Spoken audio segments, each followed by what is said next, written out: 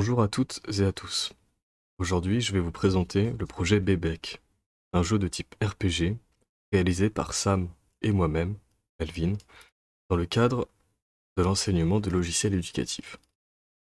Ce jeu a été conçu pour des apprenants de niveau CP, afin d'améliorer leur capacité à lire et à écrire des nombres simples comme complexes. Afin d'améliorer la fluidité de l'application, nous avons fait le choix de créer un seul niveau, centralisant les différentes notions implémentées dans ce jeu. Comme vous l'observez ici, c'est un jeu à la troisième personne. L'apprenant peut se déplacer dans l'espace en utilisant les flèches directionnelles de son clavier et interagir avec l'écran via le curseur de sa souris. Cela permet au public cible de ce jeu, soit des apprenants plutôt jeunes, d'améliorer leur motricité sur l'interface clavier-écran. Passons au grimoire. Le grimoire, c'est ce petit icône que vous voyez en bas à gauche de l'écran.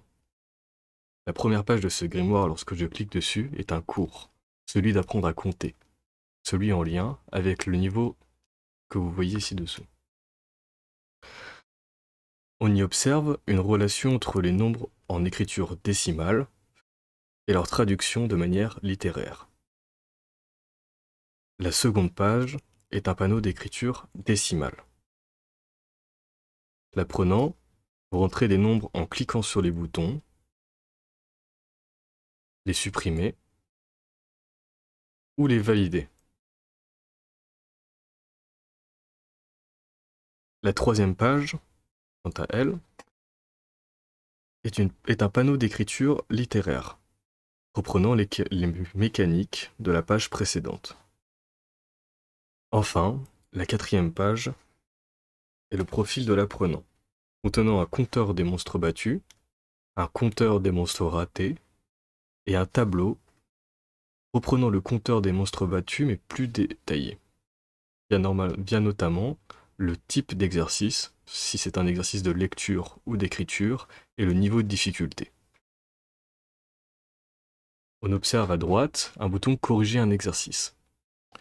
Le bouton sert quand un apprenant fait une erreur, par exemple en combattant un monstre, il pourra revenir et corriger cette erreur via ce bouton. Passons à des exemples concrets. Donc je me déplace ici via les flèches directionnelles dans le niveau. On observe une génération de monstres qui est réalisée de manière aléatoire.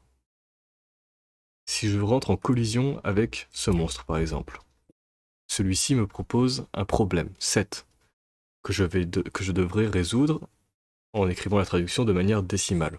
Ici, 7. On observe en haut à droite un compteur. Si je laisse le temps s'écouler trop longtemps et qu'il arrive à 0, j'aurai perdu ce combat. Validons. Bravo, cette réponse est correcte. Essayons avec un exercice de type lire. 5. Plutôt de type écrire, pardon. 5. 5. Je cherche 5 dans ma table. 5. J'y réponds. Bravo, cette réponse est correcte.